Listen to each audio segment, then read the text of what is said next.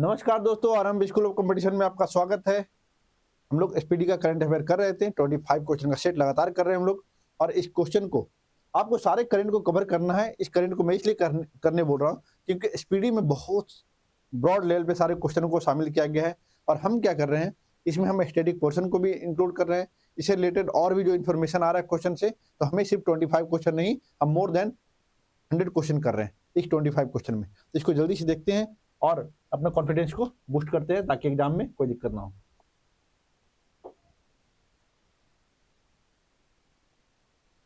ठीक है दोस्तों, तो अब देखते हैं। ये हमारे सक्सेस पिलर है। आप तैयारी करिए, सारे बीपीएससी और यूपीपीसीएस में सिलेक्टेड हैं। और अगर आप इसी तरह से जैसा स्ट्रेटजी दिया जा रहा है, अगर उस तरह से काम करेंगे तो पक्का है कि आपका सिलेक्शन होगा। और बिना करंट का तो बीपीएससी में सिलेक्शन या यूपीपीसीएस में सिलेक्शन मुश्किल है, पूरी तरह से मुश्किल है। इसका पूछ रहा है कि कर्मचारी राज्य बीमा निगम के महानिदेशक के अतिरिक्त प्रभार किसे दिया गया। ये आंसर है इसका कमल किशोर सेन को। मोबाइल ऐप सारथी 2.0 हाल ही में किसके द्वारा लॉन्च किया गया। सारथी लॉन्च किया गया है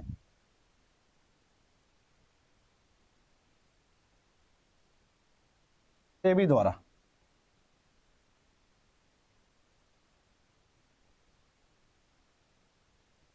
this security exchange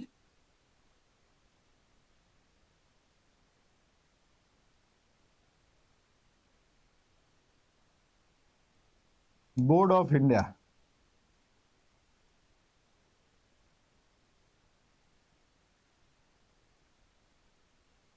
board of India, ठीक है। ये आपको ध्यान रखना है। इसका ए है फुल फॉर्म। ये क्या करता है, शेयर मार्केट और स्टॉक से संबंधित जो चीजें हैं उसको रेगुलेट करता है। दूसरी चीज की स्थापना कब हुई थी, 1988 में। इनके भी हेड कौन है, माधुरी पुरी बुच। माधुरी पुरी बुच। तो आपको इनाम याद रखना है, यही इनकी हेड है। दूसरी चीज और क्या याद रखना है, अभी जो सेबी जो ए लेके आया सारथी 2.0, ये क्वेश्चन डायरेक्ट आ जाएगा। ये है क्या, देखिए क्या करता है, जो फिनांस से रिलेटेड जो कॉम्प्लेक्स चीजें है ना, उसको ये सिंप्लीफाई करता है। दूसरी चीज, स्टॉक ट्रेडिंग से रिलेटेड जो चीजें हैं उसमें इस ऐप में सारी चीजें दिए हुए रहेंगे, तो आप समझ सकते हैं। कोई आपको शिकायत है तो आप शिकायत कर सकते हैं। ओडीआर ऑनलाइन डिस्प्यूट रेडिएशन का भी बात किया गया। आप कंप्लेन करिए, आपको ऑनलाइन ही इसका समाधान किया जाएगा। ये ओडीआर की बात करता है, जैसे ओडीआर होगा, ओडीआर की बात कर रहा है। ये क्या कर रहा है, ये बोल रहा है कि ऑनलाइन, ये तो हो गया ओडीआर में। तो आप समझो इसको क्या बोल रहा है कि स्टॉक ट्रेडिंग की बात कर रहा है। स्टॉक ट्रेडिंग का नॉलेज देगा। कोई ग्रीवांस है, शिकायत कोई है तो उसको भी आप शिकायत करिए, समाधान होगा। दूसरी चीज जो कॉम्प्लेक्स फाइनेंशियल थिंग है, कॉम्प्लेक्स फिनांस से रिलेटेड कोई चीजें है उसको क्या करेगा, सिंप्लीफाई करेगा। सिंप्लीफाई किया गया है। तो इन सारी चीजों को सारथी 2.0 में किया गया है। तो जो क्वेश्चन आएगा जनरली वो सारथी 2.0 के बारे में पीसीएस में पूछेगा कि ये किसके द्वारा जारी किया गया है, मतलब किसके द्वारा ये लॉन्च किया गया है। किस देश ने फिलिस्तीन को आधिकारिक तौर पर मान्यता दे दी है। जल्दी जल्दी देखते हैं। देखिए फिलिस्तीन का क्यों नाम आ रहा है बार बार। फिलिस्तीन का नाम आप देख रहे होंगे, इसको पैलेस्टाइन, आपको पता होगा कि किसके किसके बीच में चल रहा है, गाजा। देखिए मैंने कल ही बताया, पिछला वीडियो आपने देखा होगा, तो हमने ऐसे बनाया था और एक एरिया ऐसे बनाया था, फिर ऐसे ऐसे ऐसे कुछ था। हमने ये क्यों बनाया था, इससे क्वेश्चन बार बार पूछता है। एक एरिया ये है, तो देखिए ये वाला जो एरिया है क्या है, ये गाजा है। ये क्या है, पैलेस्टाइन है।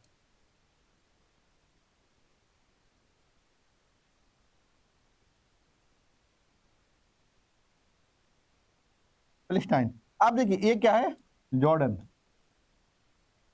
जॉर्डन की राजधानी क्या है, अम्मान। ये पूरा पैलेस्टाइन है, ठीक है। आप समझो ये वाला जो एरिया में है ना, फैला हुआ कहाँ है, इजराइल है। यहां पर देखेंगे, यहां पर सीरिया है। ये जो एरिया ऐसे टोपा पहना हुआ है, ये लेबनान है। अब क्यों मैं ये बता रहा हूं, क्योंकि अभी लेबनान का जो एक आतंकवादी समूह है हिजबुल्लाह, उसके साथ इजराइल का भी क्या चल रहा है, युद्ध चल रहा है।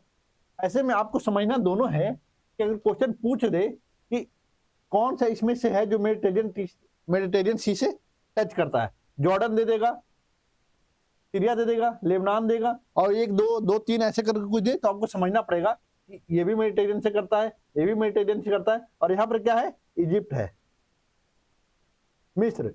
तो देख लीजिए यहाँ पर आपको समझना पड़ेगा कि इसका मैप अगर समझ गए तो एक तो कई बार क्वेश्चन पूछता है कौन सा है जो सीरिया से बॉर्डर शेयर करता है, तो ये आपको समझना पड़ेगा कि क्या है, जॉर्डन है, सीरिया है, लेबनान है, इजिप्ट है, ये आपको ध्यान रखना पड़ेगा। अगर नॉर्थ साउथ या मेडिटेरियन सी से पूछ दे तो आपको समझना पड़ेगा कि गाजा भी है, और गाजा की बात करेगा, लेकिन गाजा और ये पैलेस्टाइन, ये दोनों पैलेस्टाइन का ही भाग है, लेकिन गाजा में जो शासन कर रहा है वो हमास जो है, जिसको आतंकवादी संगठन इजराइल और कई अन्य देशों द्वारा बुलाया जाता है। ठीक है, ये चीजों को आप समझ लिए होंगे। अब यहाँ बात कर रहा है फिलिस्तीन के साथ जो इजराइल द्वारा जो फिलिस्तीन पर आक्रमण किया गया, पहले तो हमास द्वारा ही शुरू हुआ था, लेकिन जो इसके रिप्लाई में जो इजराइल द्वारा जो एक्शन लिया गया, लगभग कई हजार लोगों की मृत्यु हो गई उसमें।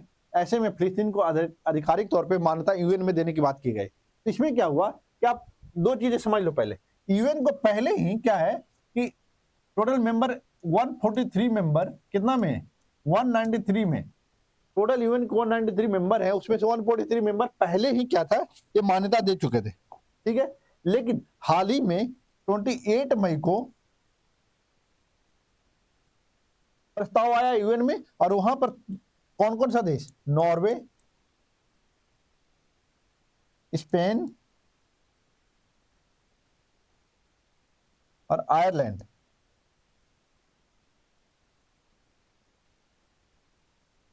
इसको आधिकारिक मान्यता दे दिया। उसके बाद एक नया देश आया, और कौन सा था, प्लस, यहां से मैं अगर प्लस कर दूं तो आप समझिएगा, स्लोवेनिया।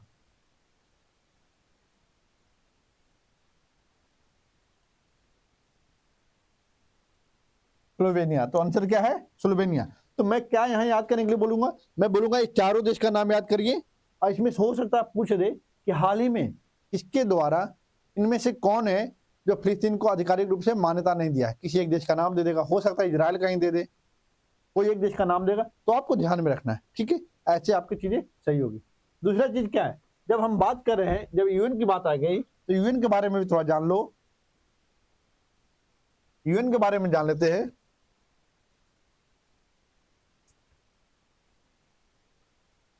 24 अक्टूबर 1945 को इसका गठन होता है। इसका हेड क्वार्टर कहाँ है, इसके महासचिव कौन है,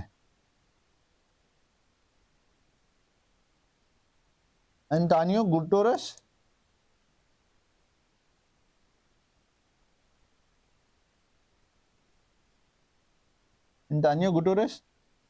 न्यूयॉर्क। इतना गठन हो गया। अब इसका लास्ट जो मेंबर है 193 मेंबर है, इसका 193 मेंबर है, 193 मेंबर। लास्ट मेंबर कौन सा है, साउथ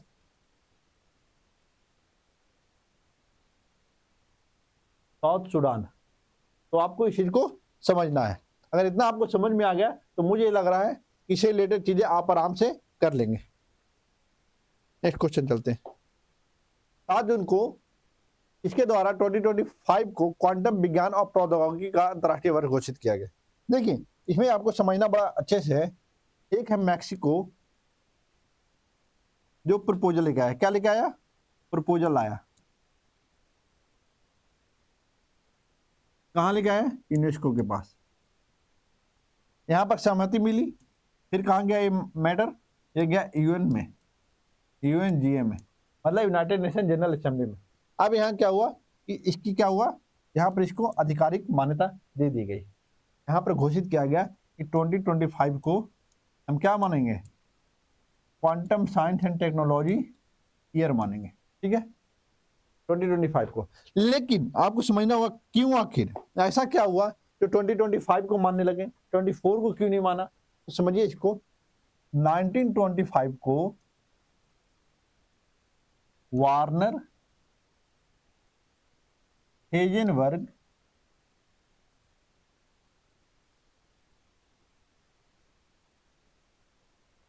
हिजनबर्ग ने क्वांटम थ्योरी पर क्या किया, एक लेख प्रकाशित किया गया। क्वांटम थ्योरी पर क्या किया, लेख प्रकाशित किया। कब, 1925 में। इसी के 100 वर्ष होने के उपलक्ष्य में क्या किया गया, 2025 को घोषित किया गया अंतर्राष्ट्रीय वर्ष इवेंट का। ठीक है, लेकिन इसके अलावा भी आपको जानना पड़ेगा कि 23 और 24, ठीक है, दिख रहा है। हम लोग ने क्या यहाँ घोषित हुआ था, भारत के प्रयास से इसको मिलेट ईयर घोषित किया गया था। और 2024 को क्या किया गया है, कैमलेट्स ईयर। कैमलेट्स क्या है, ऊंट, इनका ईयर घोषित किया गया है। तो ये चीजों को आपको ध्यान में रखना है। और देखिए, विश्व बैंक, इसका हेडक्वार्टर कहाँ है, WDC, वाशिंगटन DC।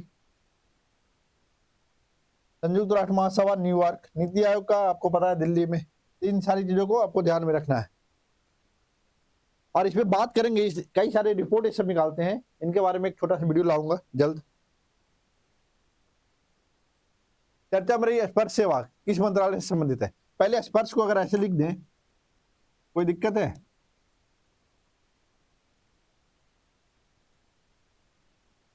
स्पर्श को ऐसे लिख दे तो कोई दिक्कत है? तो दिक्कत नहीं है। तो हमको बता दीजिए कि स्पर्श का फुल फॉर्म क्या है। स्पर्श का फुल फॉर्म आपको बताना चाहिए। क्या है स्पर्श का फुल फॉर्म, बताइए। देखिए, स्पर्श का फुल फॉर्म है सिस्टम फॉर पेंशन। देखिए, सिस्टम फॉर पेंशन, अब ये जो है ये एडमिनिस्ट्रेशन की बात करता है।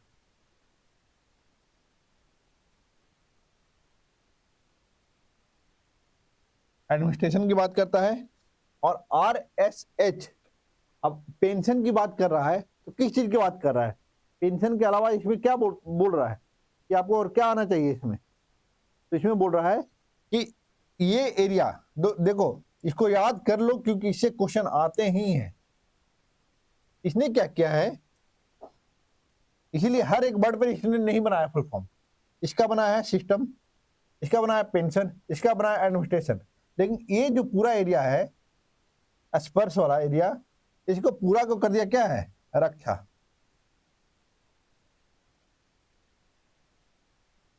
SHA, रक्षा किया। तो आपको समझना होगा कि सिस्टम फॉर पेंशन एडमिनिस्ट्रेशन रक्षा, ये है इसका फुल फॉर्म। ठीक है, अब क्या है इसमें, है क्या, इसमें बोला गया इसमें जो भी वेतरन होंगे, जो रक्षा मंत्रालय के जो भी सैनिक होंगे, जो अधिकारी होंगे, वो इसके माध्यम से क्या करेंगे, अपने प्रोफाइल में कुछ भी चेंज करना है, एड्रेस में चेंज करना है, तो आप वो कर सकते हैं। और इनको पेंशन उनके रिमोट एरिया तक पहुंच बनाने के लिए इस स्पर्श नाम का सेवा शुरू किया गया है। तो आपको समझ लीजिएगा, ये रक्षा मंत्रालय से जुड़ा हुआ है। लोकसभा चुनाव 2024 में इस सीट पर नोटा पर 2 लाख से अधिक वोट पड़े।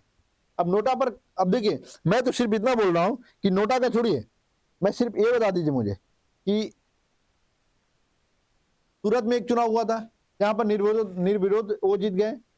इलेक्शन का रिजल्ट आने से पहले ही। क्यों ऐसा जीत गए? क्योंकि वहां पर क्या हुआ था, तो उसने जो इसके और जो विपक्षी पार्टी का जो कैंडिडेट थे, उन्होंने क्या किया, उन्होंने विड्रॉ कर दिया अपना, और वो अकेला रह गए। अकेला होने के कारण उनको क्या हुआ, इलेक्शन कमीशन द्वारा निर्विरोध घोषित कर दिया गया। लेकिन अगर नोटा की बात करेंगे तो एक चीज समझना जरूरी है, ये मेंस के नजरिए से भी जरूरी है। इसका आंसर ऐसे इंदौर है, मध्य प्रदेश का। लेकिन नोटा पर अगर सबसे ज्यादा अगर वोट पड़ रहे हैं, 2 लाख, अगर 2 लाख जैसे वोट पड़ रहे हैं, एक सेंस समझ लो, अगर दो कैंडिडेट खड़े हैं और एक नोटा खड़ा है, अगर नोटा का भी अगर सबसे ज्यादा वोट पड़ जाता है, तब भी नोटा से कोई असर पड़ने वाला नहीं है कैंडिडेट के जीत हार पे। कारण क्या है कि जिस कैंडिडेट के नोटा के अलावा जिसको सबसे ज्यादा वोट आएंगे, वो क्या होंगे, कैंडिडेट जीत जाएंगे। तो इससे सिर्फ इतना आपको पता लगता है कि उस क्षेत्र में इस कैंडिडेट के प्रति लोगों में कोई वैसा दिख नहीं रहा भविष्य, वो नहीं चाहते हैं कि ऐसा रिप्रेजेंटेटिव इनके एरिया में आए। ठीक है, तो मेंस में इसी चीज के बारे में आप लिख सकते हैं। मेंस में अगर क्वेश्चन आए इससे संबंधित तो आप इसमें लिख सकते हैं कि अगर नोटा जैसी चीजें अगर सामने आ जाती है तो हम कह सकते हैं कि नोटा से तो अगर वोट अगर ज्यादा नोटों को मिल रहा है तो आप दोनों कैंडिडेट को कैंसिल कर देना चाहिए और एक नए कैंडिडेट को उतारा जाना चाहिए ताकि लोग उसको पसंद करें। कुछ ऐसा सुधार इसमें आप बोल सकते हो।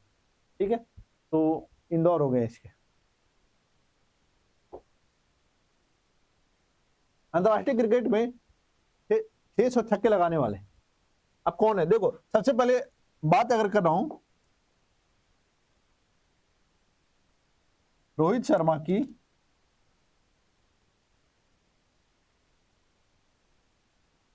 तो इसमें 3 चीजों को ध्यान रख लीजिए। क्या हम बात कर रहे हैं? टेस्ट की, मैं बात कर रहा हूं ओडीआई की, मैं बात कर रहा हूं T20 की, इंटरनेशनल। अब इसमें क्या है, इसमें शर्मा ने टेस्ट में क्या हुआ 84 6 लगाए, ओडीआई में कितने लगाए 323, इसमें कितने लगाए हैं 193। लेकिन एक चीज ध्यान रखिएगा, इसके बाद जो जीतने वाले हैं क्रिस गेल है, क्रिस गेल, उसके बाद शाहिद अफरीदी।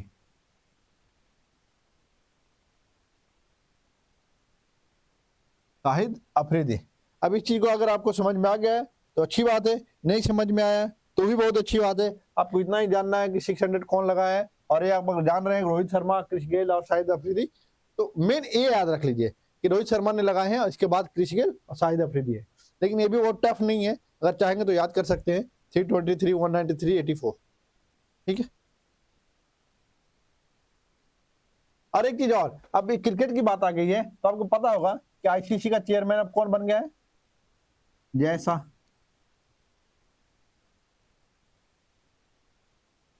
और जय शाह ने जो किया था बीसीसीआई में, क्या किया था,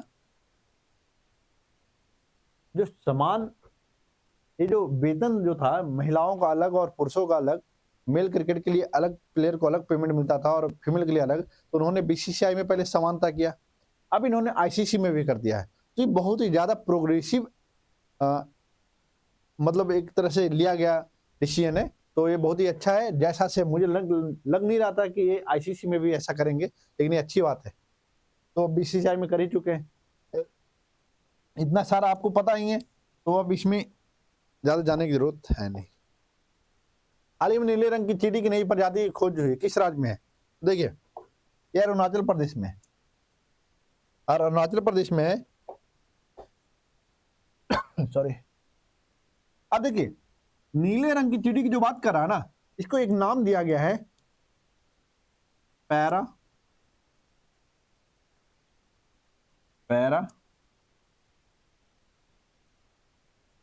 रिचेना।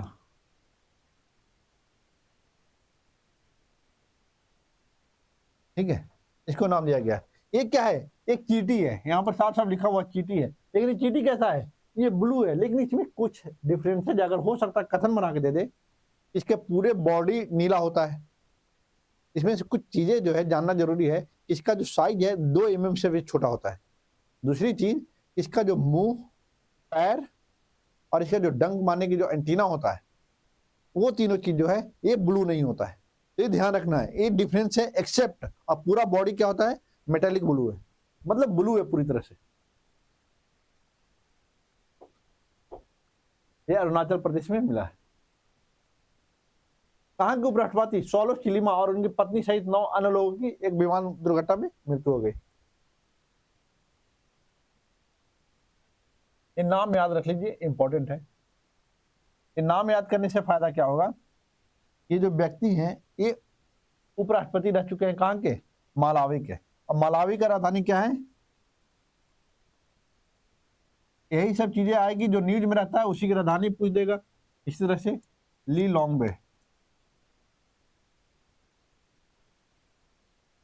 ठीक है, इन्होंने क्या किया था, ये हंगर पे बहुत काम किए थे।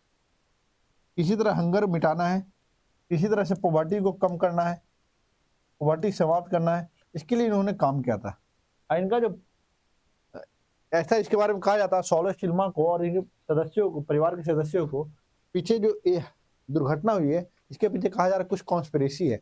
ऐसा आरोप भी लगाया जा रहा है जो वर्तमान के वहाँ के जो राष्ट्रपति हैं उनके द्वारा ये ऐसी कॉन्स्पिरेसी की गई है ताकि इनकी मृत्यु हो जाए। तो अब देखते हैं, वो तो मुझे पता नहीं है कि वास्तव में अभी कुछ फाइनल आया नहीं ऐसा। तो हमें सिर्फ एग्जाम के व्यूज से समझना ज़्यादा जरूरी है कि सोलो चिल्मा कहाँ से है, मालावी से, उसका राजधानी लिलोंग्वे है और इनकी मृत्यु हो गई। क्लॉडिया शिनबाम किस देश की पहली महिला राष्ट्रपति बनी? जहां भी पहली बार होगा वो इतिहास ही लिखा जाता है। Claudia Sheinbaum. अब इनको क्या है, ये मैक्सिको की है। कहाँ का है? मैक्सिको की। इसकी राजधानी क्या है? Mexico city. 2 जून को भारत के किस राज्य ने अपना 11वां स्थापना दिवस मनाया?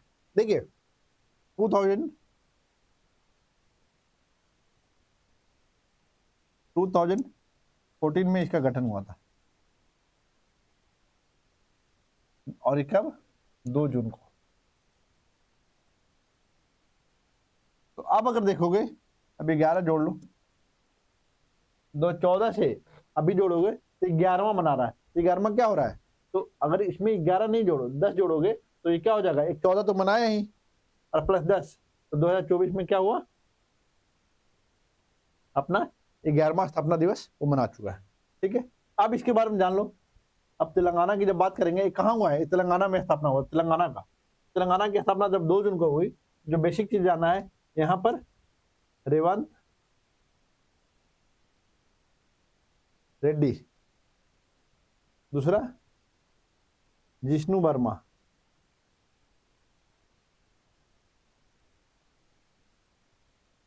गवर्नर है। ठीक है, एक और चीज 119, 17, 7 एंड 40। अब ये क्या है? देखिए ये जो है ये विधानसभा की सीट है, 40 जो है विधान परिषद की सीट है, 17 है लोकसभा की सीट है, 7 है राज्यसभा की सीट है। आपको ये याद रखना ही है। एक चीज और याद रखिएगा, एक पाखल नाम का वन जीव अभयारण्य यहाँ है। अक्सर क्वेश्चन पूछता है तो आपको ये याद रख लीजिएगा। इतनी चीजें आपको अगर याद हो गई है तो आप अगला बार जब हम तेलंगाना से रिलेटेड कुछ आएगा तो इससे और जो एक्स्ट्रा इन्फॉर्मेशन है वो बात करेंगे। ठीक है, भारत और कौन सा देश मिलकर संयुक्त तौर पर पृथ्वी के तापमान की निगरानी के लिए कृष्णा उपग्रह लॉन्च किया है? कृष्णा को अगर ऐसे लिख दें,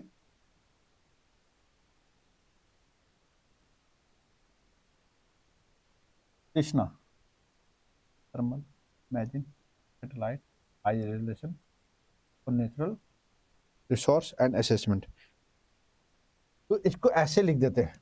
कृष्णा को पहले ऐसे लिख देता हूं, thermal infrared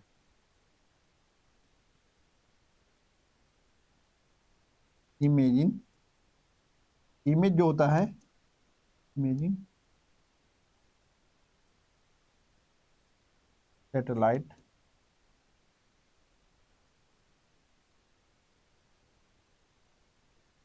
high resolution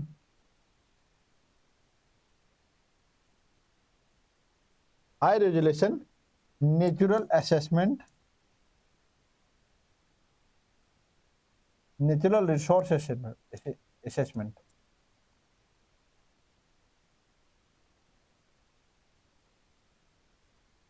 in चीजों को आपको ध्यान में रखना पड़ेगा, नहीं रखेंगे तो होगा नहीं। अगर फुल फॉर्म भी पूछेगा तो आपको पता होना चाहिए। ठीक है, अब इसमें है क्या, ये किसके साथ कर रहा है? कृष्णा जो है ये फ्रांस के साथ कर रहा है। अब फ्रांस के साथ अगर कर रहा है तो कुछ चीजें फ्रांस के बारे में जान ले। हम फ्रांस के साथ क्या करते हैं?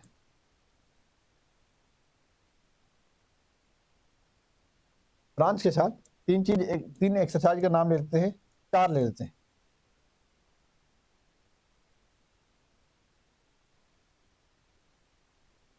शक्ति, ये थल सेना वाला होता है, आर्मी मिलिट्री एक्सरसाइज होता है। गरुड़, वरुण मिलिट्री हो गया, गरुड़ हो गया एयरफोर्स हो गया, ये नेवी हो गया।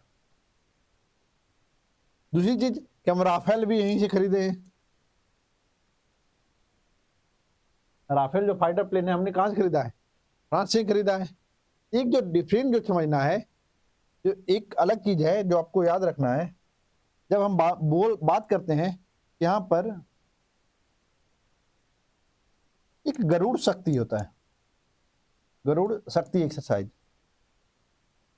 ये कंफ्यूजन है दूर करने के लिए मैं यहीं पर क्लियर कर रहा हूं, ये इंडोनेशिया के साथ होता है, इंडोनेशिया के साथ होता है गरुड़ शक्ति।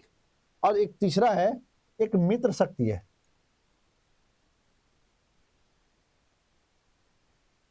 मित्र शक्ति हम करते हैं श्रीलंका के साथ। तो यहाँ क्या है, खाली शक्ति है, लेकिन मित्र शक्ति हम श्रीलंका के साथ करते हैं। यहाँ खाली गरुड़ है, लेकिन जब हम बात करेंगे गरुड़ शक्ति तो ये कहाँ होगा? इंडोनेशिया के साथ। इन सारी चीजों को आपको क्लियर समझना चाहिए। किस देश ने आधिकारिक तौर पर अपनी अंतरिक्ष एजेंसी लॉन्च की है? दक्षिण कोरिया। दक्षिण कोरिया की राजधानी क्या है? याद कर लीजिए, आप बताइए मुझे कमेंट में। किस देश ने इजरायली पासपोर्ट धारकों को प्रवेश पर प्रतिबंध लगा दिया है? देखिए अब क्या है, एक चीज जल्दी से समझ लेते हैं। हम जनरली क्या करते हैं, ये हम क्या करते हैं, एक मैप बना लेते हैं इससे, और मैप में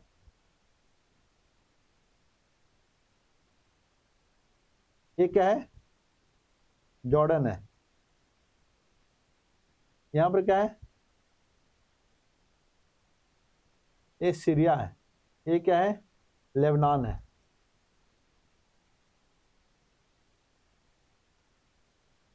ये जॉर्डन हो गया। ये जो एरिया दिख रहा है ये पैलेस्टाइन है।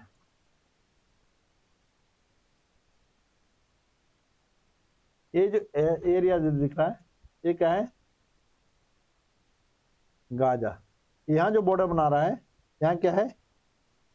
इजिप्ट।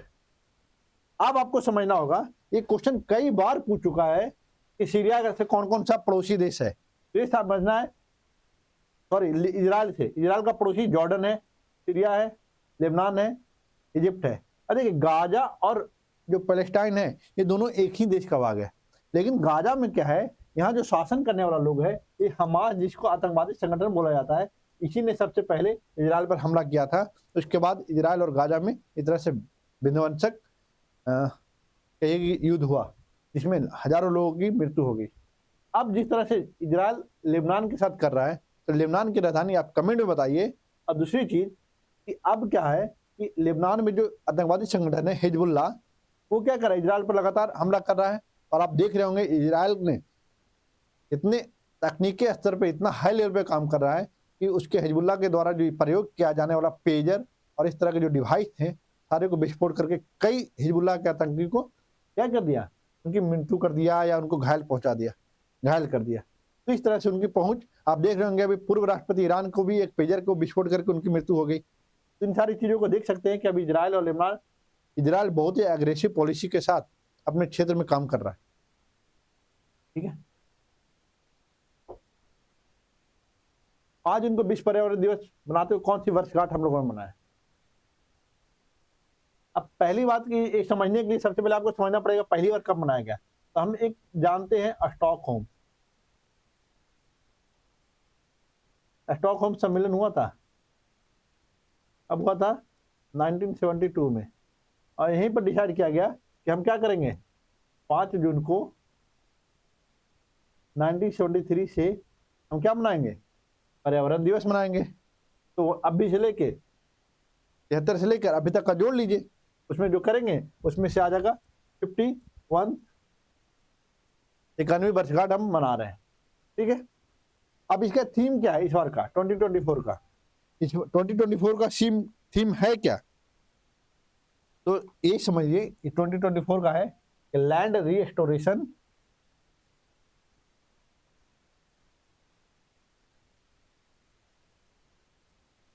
लैंड रीस्टोरेशन, डिजर्टिफिकेशन,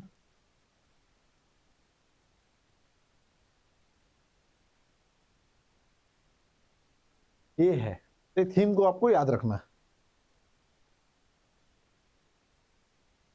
संयुक्त राष्ट्र में भारत की पहली महिला स्थायी प्रतिनिधि कौन सी जो रिटायर हो गई? रुचिरा कंबोज। यूएन के बारे में हमने बता दिया, पीछे भी कब इसका गठन हुआ था, कितने सदस्य है। हाँ, इसके बारे में एक चीज जान लीजिए, यूएन में जब हम यूएन की बात कर रहे हैं, यूएन की एक संस्था है यूएनएससी, जो इसी का अंग है। इसमें क्या होता है, 15 मेंबर होते हैं, 15 मेंबर में 5 परमानेंट होते हैं और 10 क्या होते हैं, टेम्पोररी होते हैं, अस्थायी होते हैं। हाई में आपको याद करना पड़ेगा कि कौन कौन से देश शामिल हैं, क्योंकि 5 परमानेंट हैं, ये हमेशा इसके मेंबर बने रहते हैं। तो क्या है इसमें, तो एक याद कर लीजिए, एफआरसी, यूएस और यूके। अब फारसी से क्या हुआ, अब फ्रांस बोलिए, रशिया और चाइना। यूएसए यूके से यूनाइटेड किंगडम। अब यूनाइटेड किंगडम में कौन कौन सा देश शामिल है आपको पता होना चाहिए, ठीक है। इतनी सारी चीजों को ध्यान रखिए।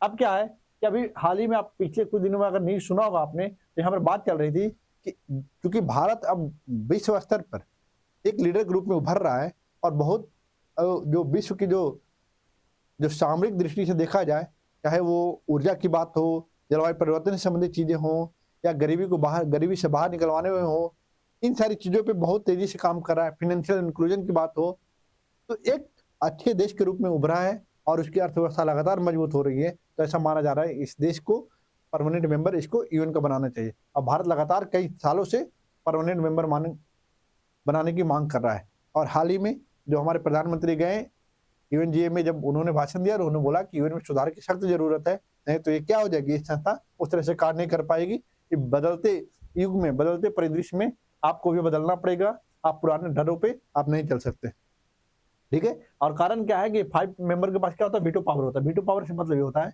कि कोई भी प्रस्ताव अगर आता है यूएनएससी में, अगर किसी माना सपोज अभी जैसे इजराइल और लेबनान के बीच युद्ध चल रहा है, ऐसे में इजराइल के अगेंस्ट में कोई प्रस्ताव आता है, हो सकता है कई बार यूएसए इसको वीटो लगा दे।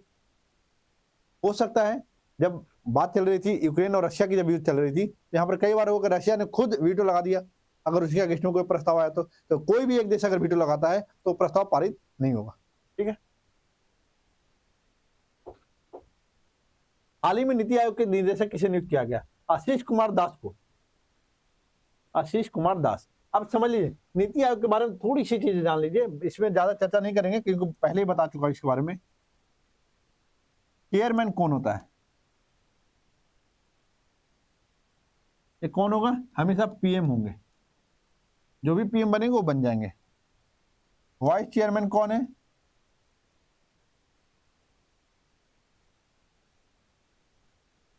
सुमन बेरी।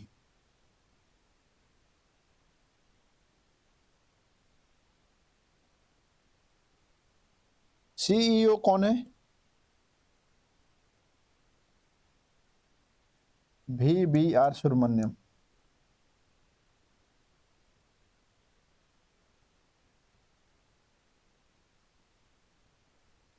सुब्रमण्यम। आपको पता होगा नीति आयोग की स्थापना 1 जनवरी 2015 को हुई थी योजना आयोग के स्थान पर।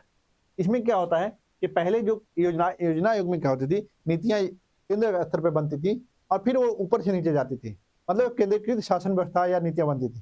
जबकि नीति आयोग के होने से क्या होता है, इसमें सभी राज्यों के मुख्यमंत्री इसके मेंबर हैं। दिल्ली और पुडुचेरी यूनियन टेरिटरी के जो मुख्यमंत्री है वो हैं, सभी जो यूनियन टेरिटरी है उसके प्रशासक भी इनको बुलाया जाता है, और वहाँ अपने अपने देश की जो अपने अपने राज्य की जो समस्याएं हैं, जो चिंता की विषय हैं, जो कंसर्न की चीजें हैं, वो यहाँ पर रखा जाता है, उसके हिसाब से केंद्र द्वारा नीतियां बनाई जाती है। तो ये एक तरह से फेडरल स्ट्रक्चर को मजबूत करने वाली संस्था बन गई, ठीक है। और इसके द्वारा कई सारी रिपोर्ट भी निकाली जाती है, और जब रिपोर्ट वाली क्लास आएगी तो उसमें सारी चीजों को बात करेंगे। तो हम बात कर रहे हैं अंतर्राष्ट्रीय श्रम संगठन द्वारा एक रिपोर्ट जारी की गई 2024 में, और पूछा गया कि वैश्विक बेरोजगारी दर कितना है। तो आंसर इसका 4.9%। लेकिन एक क्या किया, एक भारत के लिए भी एक रिपोर्ट निकाला। भारत के लिए रिपोर्ट निकाला, उसमें क्या बताया गया कि जो भारत के लिए जो रिपोर्ट आया,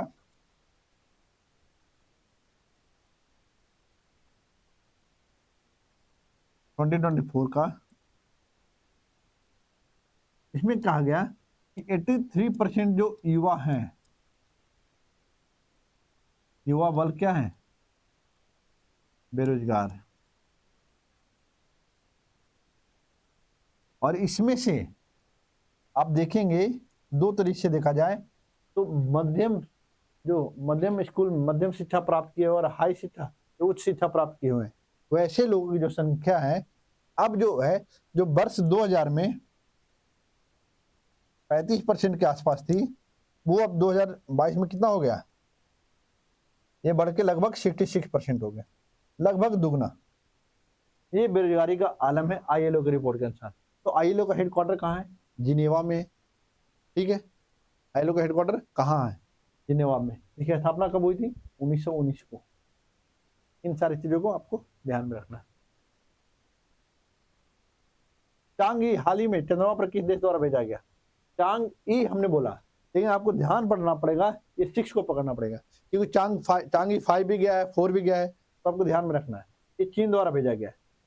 हो सकता है यहाँ पर ये जो बहुत सिंपल नाम दे दिया, जापान, भारत और फ्रांस, हो सकता है चीन की जगह पर चीन, Japan, south Korea, north Korea ऐसा दे दे, तो आप कंफ्यूज हो सकते हैं, क्योंकि नाम फिर मैच करेगा, ठीक है। तो यहाँ पर चंद्रमा पर गया, लेकिन चांग ई जो गया ना, यहाँ पर क्या लेके आया, यहाँ से सैंपल लेके आया। क्या लेके आया, सैंपल इसका रो लेके आया, सॉइल एंड रॉक।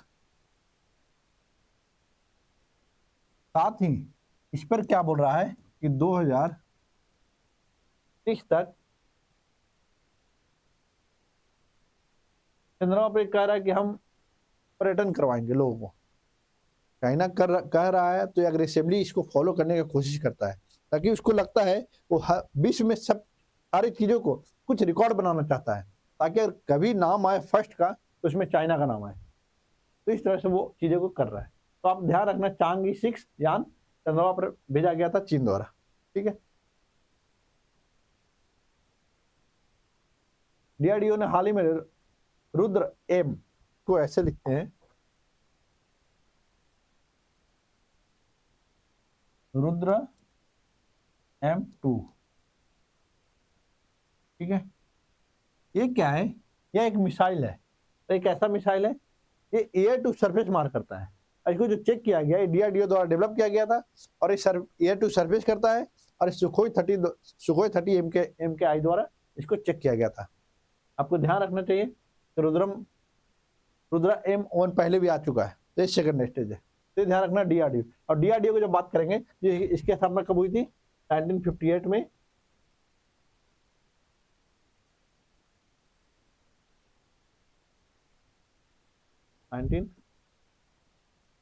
में। अब इसका कौन है,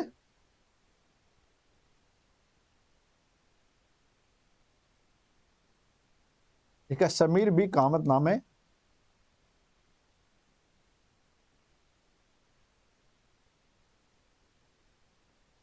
इसके क्या है, डायरेक्टर है, ठीक है।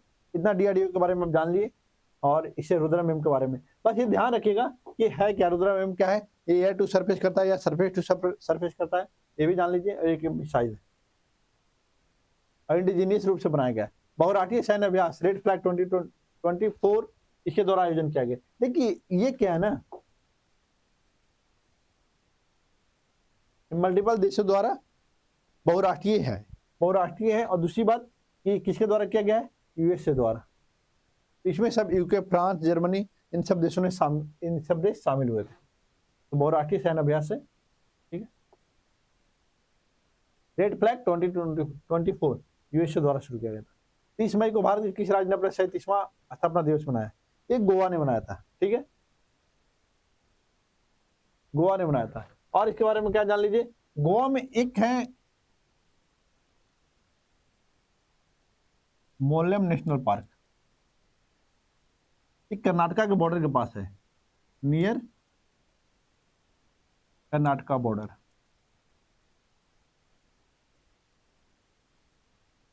ये नाम याद कर लीजिए, मोलम, ठीक है, गोवा के बारे में। यहाँ दूध सागर जलप्रपात भी है, तो ये ध्यान रखिएगा, जब आप ट्रेन से जाएंगे तो दूध सागर आपको दिखेगा, बहुत मनोरम दृश्य है। तो आप कभी जाएं, उधर यात्रा करें, तो आप यहाँ से बॉम्बे अगर जाते हैं, तो उधर से जब ट्रेन से जाइए, तब इस चीज को आप मजा ले पाएंगे, इंजॉय कर पाएंगे। अंटार्कटिक संघ सलाहकार बैठक का आयोजन कहाँ किया गया। अब देखिए, इसको समझना है तो आपको समझना पड़ेगा, अंटार्कटिक संघ सलाहकार बैठक कहाँ हुई, कहाँ हुई। तो आप अब बताइए, ये बताना तो पड़ेगा आपको। ये भारत के कोची में हुई है। भारत के कोची में अगर हुई है तो और भी क्या जानना पड़ेगा कि कोची में तो ये है क्या, इसमें होता क्या है। ये भी जानने के लिए आपको समझना पड़ेगा कि ये जो अंटार्कटिक, ये है अंटार्कटिक संधि सलाहकार। इसको ना एक होता है एटीसीएम,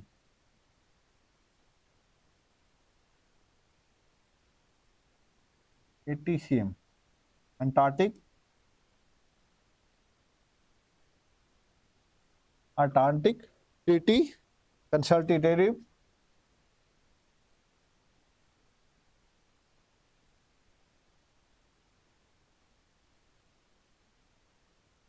कंसल्टेटिव मीटिंग, इसको एटीसीएम बोलते हैं। ठीक है, इसमें क्या है, इसका गठन हुआ था 1959 में, और इसीलिए हुआ था कि अंटार्कटिका में जो कुछ शोध से संबंधित चीजें हैं वो करने का प्रयास किया जाएगा। तो बस ये समझना है कि इसकी बैठक कहाँ हुई थी, कोच्चि में हुई थी, भारत के। अब लेकिन जब अंटार्कटिका की बात आ गई तो इससे रिलेटेड जो स्टैटिक पोर्शन है वो भी आपको समझना पड़ेगा। ठीक है, हम लोग पढ़ते हैं हमेशा साउथ गंगोत्री,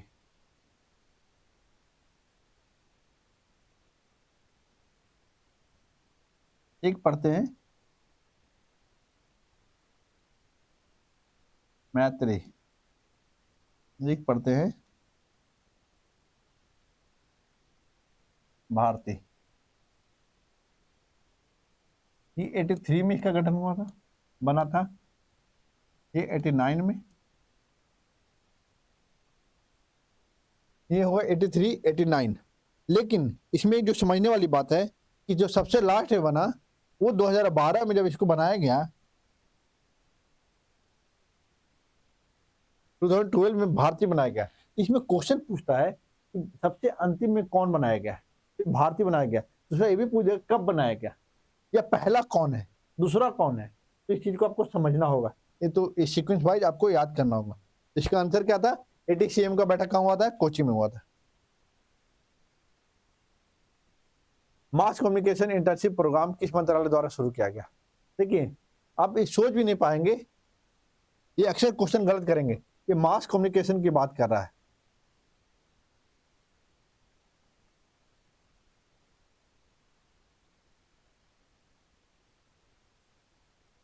मास कम्युनिकेशन की बात कर रहा है। तो मास कम्युनिकेशन का आंसर ये देखेंगे कि जल शक्ति मंत्रालय द्वारा है। तो मास कम्युनिकेशन का जल शक्ति मंत्रालय से क्या लेना देना है, आप खुद गेस नहीं कर पाएंगे, लेकिन आंसर इसका जल शक्ति मंत्रालय है। लेकिन इसमें होगा क्या, ये जो इंटर्नशिप प्रोग्राम है इसमें ये कहा जा रहा है कि जो ग्रेजुएट है, जो ग्रेजुएट है, जो पीजी किए हुए या जो रिसर्च स्कॉलर हैं, उन सबको अगर इसमें इनरोल होते हैं, इनको सिलेक्ट किया जाता है, तो इनको क्या होगा, एक इंटर्नशिप करवाया जाएगा। और इसके लिए क्या मिलेगा, इनको इनको 15,000 रुपया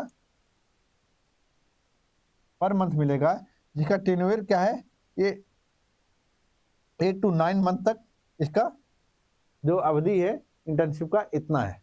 और 15,000 रुपये मिलेंगे, प्लस क्या मिलेगा, एक सर्टिफिकेट मिलेगा कि हाँ आपने किया है।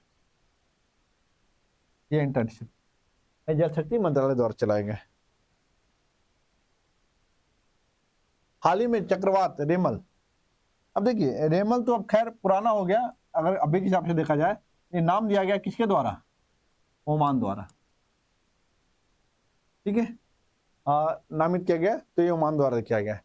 अब देखिए दूसरा चीज जान लीजिए, एक यास है, यास भी आया था, उसका नाम ओमान नहीं दिया था। अभी जो हाल ही में एक यागी आया है, ये साउथ चाइना सी में आया था, साउथ चाइना सी में। और साउथ चाइना सी में आया तो यहां पर देखेंगे कि इन देशों को बहुत तबाही हुई।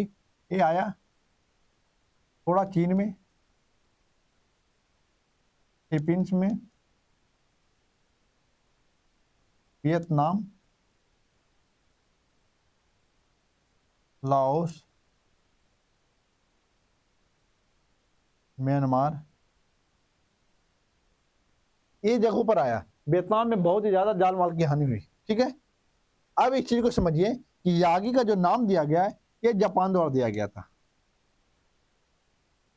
ठीक है, दूसरा चीज ये समझ लीजिए कि इन लोगों की सहायता के लिए भारत सरकार ने एक ऑपरेशन चलाया,